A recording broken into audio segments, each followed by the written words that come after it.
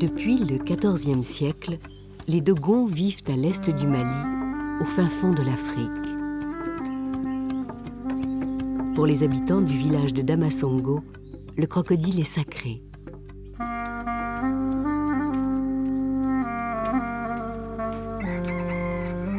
Le premier homme venant ici, c'était beau, c'était un petit paradis pour lui, quoi. C'était très agréable.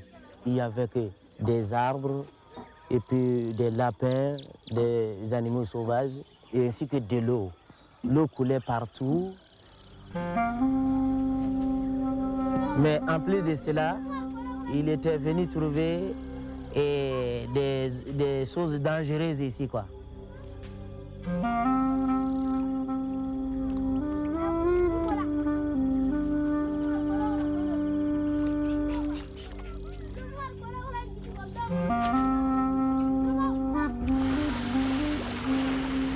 Partout en Afrique, le crocodile du Nil peut se montrer très agressif et s'attaquer à l'homme.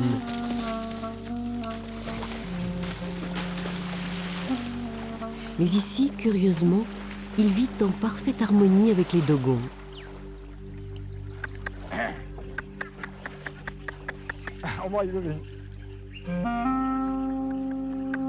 La légende raconte qu'un jour, un crocodile a aidé un adulte à traverser une rivière en crue. Depuis, les Dogons pensent que cet animal représente leur double. Lorsqu'un enfant naît, un crocodile naît peu de temps après. Kombotai est le chaman de Damasongo, son guide spirituel. Il veille en permanence sur les reptiles.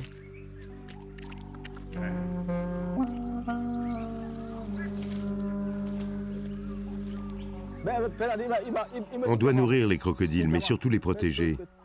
Il est interdit de les tuer sous peine de grands malheurs.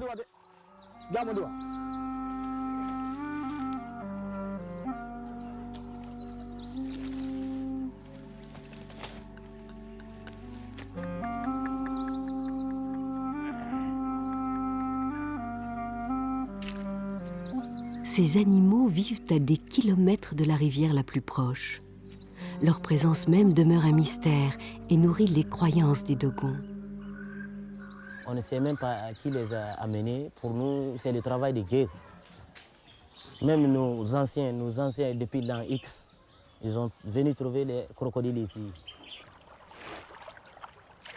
Sont-ils le fruit de la volonté de Dieu? Ou sont-ils les derniers témoins d'une époque lointaine, lorsque le Sahel était irrigué par de nombreuses rivières? Seul compte aujourd'hui le lien indestructible qui les unit aux Dogons. Pour ce peuple, chaque pierre, plante ou animal est un puissant esprit qu'il faut vénérer.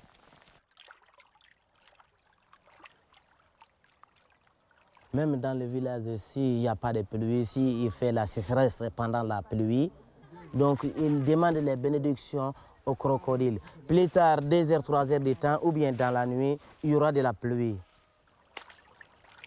Damasongo compte une quarantaine de crocodiles. À la période de la reproduction, les mâles et les femelles manifestent leur désir en émettant des bulles d'air. Des petits naissent chaque année, mais pourtant le nombre de reptiles n'augmente pas, comme si certains d'entre eux disparaissaient à jamais. Donc après, quand ils vieillissent, bon, ils quittent ici quand même Borco pour aller à un très gros marigot encore. On ne sait pas s'ils s'envolent pour partir ou bien ils marchent à pied pour partir.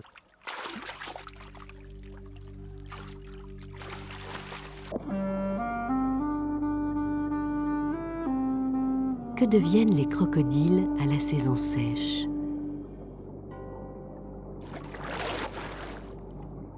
Peut-être s'envolent-ils, comme le croient les Dogons, pour gagner un autre pays d'Afrique, dans lequel leur présence est également une source de mystère, le Tchad.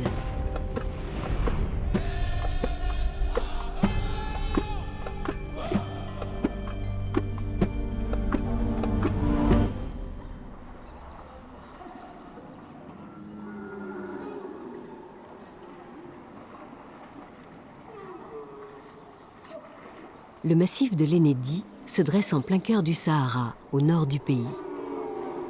Autrefois pourvu d'une végétation verdoyante, il bordait le lac Tchad. Depuis que celui-ci s'est retiré, seules subsistent de grandes mares, les gueltas.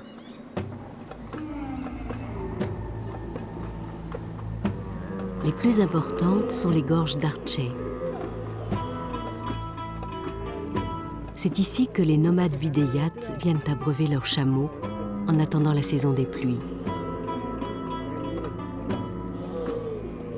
C'est ici aussi que des crocodiles se prélassent au soleil sur le sable. Seuls rescapés de l'époque où le Sahara n'était pas un désert, ils sont peut-être originaires du Nil.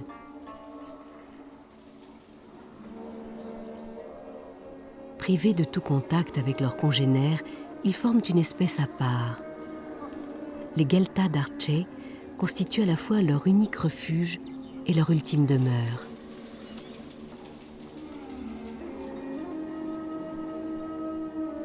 Découvrir des crocodiles dans cette région désertique relève presque du mirage. Farouchement protégés par les nomades, ils sont considérés comme sacrés. Mais personne ne sait pourquoi.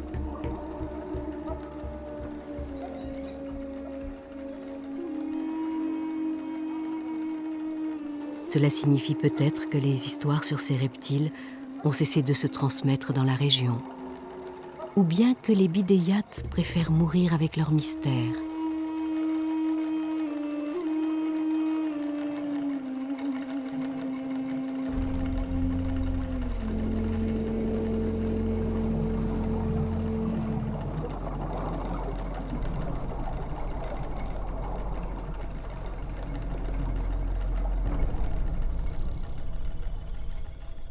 Dans un pays voisin, au Burkina, les 400 habitants du village de Sabou vivent sous la protection des crocodiles. Issus de la même famille, celle des Kaboré, ils vouent à cet animal un véritable culte.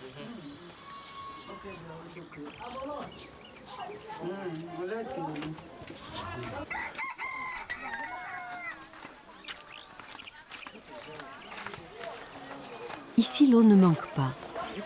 Elle favorise la présence des reptiles et permet aux légendes de perdurer. Elles sont tellement racontées qu'elles attirent au village les touristes de passage.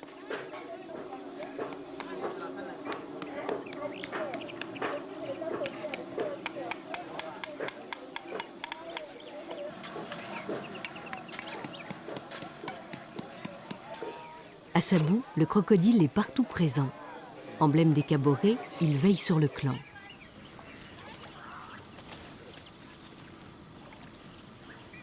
La mare du village est sacrée, elle aussi. Chaque habitant pense qu'il y possède son double, sous la forme d'un crocodile.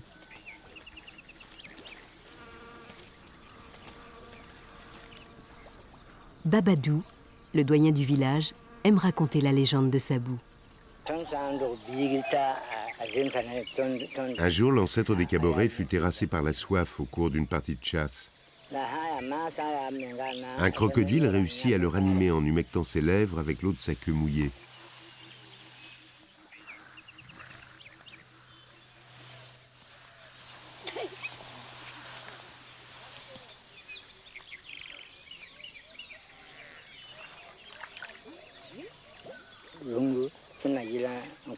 Une fois rétabli, l'homme suivit l'animal jusqu'à la mare et se désaltéra.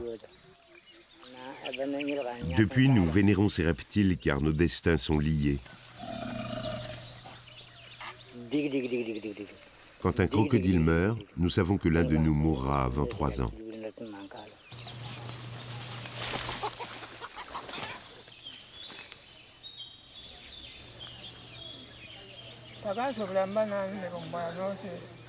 Pour combattre la maladie et assurer la paix sociale au village, les Kaboré offrent des poulets ou des chèvres à la mare.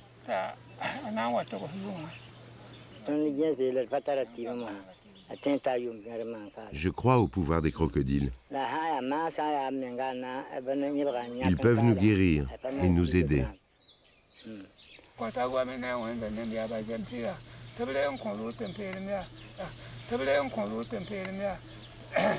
Comme pour approuver les paroles du doyen, un ancêtre veille au bon déroulement du sacrifice.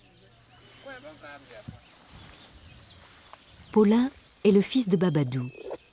Il vient souvent près de la mare sacrée pour parler à son crocodile. Il lui confie ses secrets, ainsi qu'il le ferait avec un ami. Ces reptiles ne sont pas domestiqués, mais ils se montrent étrangement inoffensifs. Comment expliquer qu'à seulement 1000 km de là, d'autres puissent dévorer des hommes?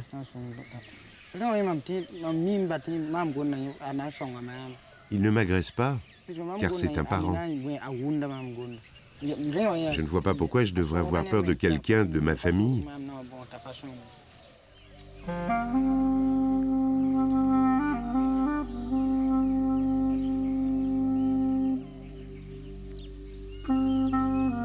Désigné par les sages du village, le vieux Baya est le maître des crocodiles. Dès l'aube, il veille sur la mare. Je suis un crocodile. Si une personne tente de tuer l'un de ces animaux, je prendrai une flèche ou un fusil et je la tuerai.